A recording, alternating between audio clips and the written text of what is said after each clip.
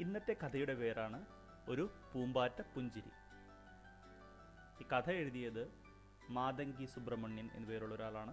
വരച്ചിരിക്കുന്നത് ലാവണ്യ നായിഡു. പിന്നെ പതിവ് പോലെ ഈ കഥ മലയാളത്തിലേക്ക് മാറ്റി എഴുതിയത് മായ കമൽ എന്ന പേരുള്ള ഒരാളാണ്. നമുക്ക് കഥ കേൾക്കാം. ഒരു പൂമ്പാറ്റ പുഞ്ചിരി. വരി വരിയായി നിൽക്കൂ കുഞ്ഞുങ്ങളെ, നമുക്ക് പാർക്കിൽ പോകാം, ലൈല ടീച്ചർ പറഞ്ഞു. കുട്ടികൾ കൈകോർത്ത് നിന്ന് സംസാരിച്ചു കൊണ്ടിരുന്നു. ഒരാൾ മാത്രം കൂട്ടത്തിൽ നിന്ന് മാറി നിൽപ്പുണ്ടായിരുന്നു, കാവ്യ. ഒരു പുഴു വളർന്നാൽ എന്താകുമെന്ന് ആർക്കെങ്കിലും അറിയാമോ? നടക്കാൻ തുടങ്ങിയപ്പോൾ ലൈല ടീച്ചർ ചോദിച്ചു. കാവ്യ സന്തോഷത്താൽ തുള്ളിച്ചാടിയില്ലെന്നേ ഉള്ളൂ. അവൾക്ക് ആ ചോദ്യത്തിൻ്റെ ഉത്തരം അറിയാം. അത് പറയണോ വേണ്ടയോ എന്ന് അവൾ ചിന്തിച്ചു. കാവ്യയും കുടുംബവും ഗ്രാമത്തിൽ നിന്നും ബംഗളൂരുവിലേക്ക് താമസം മാറ്റിയിട്ട് അധികകാലം ആയിരുന്നില്ല. അവർ താമസിച്ചിരുന്നത് അവളുടെ അച്ഛനും അമ്മയും ജോലി ചെയ്യുന്ന ഒരു കെട്ടിട നിർമ്മാണ സ്ഥലത്തായിരുന്നു. പണി പൂർത്തിയാകാത്ത വീട്ടിൽ താമസിക്കുന്നത് വളരെ ബുദ്ധിമുട്ടായിരുന്നു. അന്തരീക്ഷത്തിലെ പുകയും വാഹനങ്ങളുടെ ശബ്ദവും എല്ലാം ചേർന്ന് അവർക്ക് ഉറങ്ങാൻ കഴിഞ്ഞിരുന്നില്ല. ഉയരമുള്ള കെട്ടിടങ്ങളും ചീറിപ്പായുന്ന വാഹനങ്ങളും തിരക്ക് പിടിച്ച മനുഷ്യരും അവളെ വളരെ വളരെ ചെറുതാക്കി കളഞ്ഞു. കാവ്യ പുതിയ സ്കൂളിൽ വന്നു തുടങ്ങിയിട്ട് ഒരാഴ്ചയേ ആയിരുന്നുള്ളൂ. അവൾ ആരോടും സംസാരിച്ചു തുടങ്ങിയിരുന്നില്ല. തൻ്റെ സംസാര രീതി കേട്ട് ആരെങ്കിലും തന്നെ കളിയാക്കിയാലോ അല്ലെങ്കിൽ ഇതുവരെ സ്കൂളിൽ പോയിട്ടില്ല എന്ന് മനസ്സിലാക്കിയാലോ എന്നൊക്കെ അവൾ ഭയന്നു. അവൾ ഒരു ദീർഘനിശ്വാസം എടുത്ത് കൈപൊക്കി. ബംഗളൂരു പോലെ തിരക്കുള്ള ഒരു പട്ടണത്തിൽ സംസാരിക്കാതെ ജീവിക്കാൻ ഒരിക്കലും അവൾക്ക് സാധിക്കുകയില്ല. പുഴുക്കൾ വളരുമ്പോൾ അവ പൂമ്പാറ്റകളാകും, കാവ്യ പറഞ്ഞു. അത് ശരിയാണ്, ലൈല ടീച്ചർ പറഞ്ഞു. പുഴുക്കൾ കുറച്ചാഴ്ചകൾ മാത്രമേ ആ അവസ്ഥയിൽ ഉണ്ടാകുകയുള്ളൂ, കാവ്യ പറഞ്ഞു. ആ സമയം അവ ഇലകൾ ഭക്ഷിക്കുന്നതിനായി ചെലവാക്കും. അവ ഒത്തിരി വലുതാകും, അവളുടെ കൂടെ പഠിക്കുന്ന മേരി പറഞ്ഞു. അതെ, ഭക്ഷിച്ച് അവ ചെടികളുടെ വശങ്ങളിൽ കൂടുകൾ നെയ്യാൻ തുടങ്ങും. അവയുടെ ഉള്ളിൽ നിന്ന് കടന്ന് വളരാനും രൂപം മാറാനും തുടങ്ങും, കാവ്യ പറഞ്ഞു. അത് ശരിയാണ്, ലൈല ടീച്ചർ പറഞ്ഞു.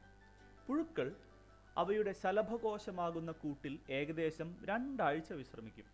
പുറത്തു വരുമ്പോൾ അവ അഴകുള്ള പൂമ്പാറ്റകളായി മാറിയിട്ടുണ്ടാകും. നോക്കൂ, നമ്മൾ പാർക്കിലെത്തി, മേരി പറഞ്ഞു. കാവ്യ അമ്പരന്നു പോയി. പാർക്ക് നിറയെ പല നിറങ്ങളിൽ ഉള്ള പൂമ്പാറ്റകൾ. നീലപ്പൂമ്പാറ്റകൾ നദികളുടെ നിറം, മഞ്ഞപ്പൂമ്പാറ്റകൾ സൂര്യപ്രകാശത്തിന്റെ നിറം, ഓറഞ്ച് പൂമ്പാറ്റകൾ പഴുത്ത സപ്പോട്ടപ്പഴങ്ങളുടെ നിറം, കറുപ്പും വെളുപ്പും ഇടകലർന്ന പൂമ്പാറ്റകൾ നക്ഷത്രങ്ങൾ നിറഞ്ഞ ആകാശത്തിന്റെ നിറം. കാവ്യ തൻ്റെ ഗ്രാമത്തിന്റെ നിറങ്ങൾ അവയിൽ കണ്ടു. അവൾക്ക് അതിയായ സന്തോഷം തോന്നി. എല്ലാ വർഷവും പൂമ്പാറ്റകൾ ആയിരക്കണക്കിന് കിലോമീറ്ററുകൾ താണ്ടിയാണ് ഈ പാർക്കിൽ വരുന്നത്. അവ ആഹാരവും നല്ല കാലാവസ്ഥയും മുട്ട ഇടാൻ പറ്റിയ സുരക്ഷിതമായ സ്ഥലവും തേടിയാണ് വരുന്നത്, ലൈല ടീച്ചർ പറഞ്ഞു. ഈ യാത്രയുടെ പേരാണ് കുടിയേറ്റം. അവ തളർന്നു പോകില്ലേ ഒത്തിരി നേരം ചിറകുകൾ വീശി വീശി? ഒരു കുട്ടി ചോദിച്ചു. നല്ല ശക്തിയായ കാറ്റുള്ളപ്പോൾ അവയ്ക്ക് ചിറകുകൾ വീശേണ്ടി വരില്ല, കാവ്യ പറഞ്ഞു. അവ ചിറകുകൾ വിരിച്ച് ഒഴുകി നീങ്ങും. അവ ഇടമില്ലാതെ ഞെങ്ങി ഞെരുങ്ങി തമ്മിൽ തട്ടിയാകും പറക്കുക, മേരി കാവ്യയുടെ ചെവിയിൽ രഹസ്യം പറഞ്ഞു. കാവ്യ ബാംഗ്ലൂരുവിലേക്ക് വന്നപ്പോൾ ഉള്ള ബസ് യാത്രയെക്കുറിച്ച് ഓർത്തു. വീട്ടു സാധനങ്ങൾക്ക് നടുവിൽ ഞെങ്ങി ഞെരുങ്ങി മണിക്കൂറുകളോളം ഇരുന്നത്. കാറ്റിൽ പൂമ്പാറ്റയ്ക്കും അങ്ങനെയാകുമോ തോന്നുക, കാവ്യ ചിന്തിച്ചു. പൂമ്പാറ്റകൾ കുടിയേറ്റം നടത്തുമ്പോൾ അവ നദികളെ പിന്തുടരുന്നു. ആരോഗ്യത്തിനു വേണ്ടി അവ നദീതീരങ്ങളിൽ ഉള്ള ധാതുക്കളിൽ കാൽ പുതയ്ക്കുന്നു. ഇതിനെ ചെളിവുഴുങ്ങൽ എന്ന് പറയുന്നു, ലൈല ടീച്ചർ പറഞ്ഞു. ചെളിവുഴുങ്ങലോ? മേരി ചോദിച്ചു. കേൾക്കാൻ നല്ല രസമുണ്ട്.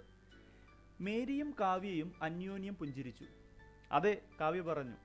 പക്ഷെ ഇപ്പോൾ ചെളിക്കുഴികൾ വളരെ കുറവാണ്. കാവ്യയുടെ ഗ്രാമത്തിലെ നദിയിൽ നിന്നും ആളുകൾ വലിയ ട്രക്കുകളിൽ മണൽ കൊണ്ട് പോകാറുണ്ട്. അന്തരീക്ഷത്തിൽ ചൂട് ഏറിക്കൊണ്ടിരിക്കുന്നു. മഴ കുറഞ്ഞു വരുന്നു. കഴിഞ്ഞ വർഷം നദി വറ്റി വരണ്ടു. പൂമ്പാറ്റകൾക്ക് ചെളിപുഴങ്ങലിന് വെള്ളമില്ലായിരുന്നു. കാവ്യയുടെ കുടുംബത്തിന് കൃഷി ചെയ്യാനും വെള്ളം തികഞ്ഞില്ല. അതിനാലാണ് അവർ ബംഗളൂരുവിലേക്ക് താമസം മാറിയത്. നിനക്ക് പൂമ്പാറ്റകളെ കുറിച്ച് ഒരുപാട് കാര്യങ്ങൾ അറിയാമല്ലോ കാവ്യ, ലൈല ടീച്ചർ പറഞ്ഞു. അവയാണ് എനിക്ക് ഏറ്റവും ഇഷ്ടപ്പെട്ട പ്രാണികൾ, കാവ്യ പറഞ്ഞു. നീ എന്തുകൊണ്ടാണ് പൂമ്പാറ്റകളെ ഇത്രയധികം ഇഷ്ടപ്പെടുന്നത് കാവ്യ, മേരി ചോദിച്ചു. അതിന് ഒറ്റ വാക്കിൽ ഉത്തരം പറയാൻ കാവ്യയ്ക്ക് ബുദ്ധിമുട്ടായിരുന്നു. കാരണം അവൾക്ക് അവയുടെ വരകൾ ഉള്ളതും ചിലപ്പോൾ കുത്തുകൾ ഉള്ളതുമായ ചിറകുകൾ ഇഷ്ടമായിരുന്നു. അവ നീണ്ട മൂക്കിനാൽ തേൻ കുടിക്കുന്നത് ഇഷ്ടമായിരുന്നു. അവ പരാഗണം ചെയ്യുന്നതിലൂടെ കൂടുതൽ പൂക്കൾ ഉണ്ടാകുന്നതും ഇഷ്ടമായിരുന്നു. അവ ഉയരങ്ങളിൽ പറക്കും, പക്ഷേ നിലം തൊടുന്നത് എവിടെയാണോ അവിടെ പുതിയ സുഹൃത്തുക്കളെ കണ്ടെത്തും, കാവ്യ മേരിയുടെ കൈ പിടിച്ചുകൊണ്ട് പറഞ്ഞു. അവ വളരെ ചെറുതാണെങ്കിലും ഒത്തിരി ധൈര്യമുള്ളവയാണ്, നിന്നെപ്പോലെ, ലൈല ടീച്ചർ പറഞ്ഞു. കാവ്യ പുഞ്ചിരിച്ചു. പൂമ്പാറ്റയുടെ ചിറകോളം വിടർന്ന മനോഹരമായ പുഞ്ചിരി.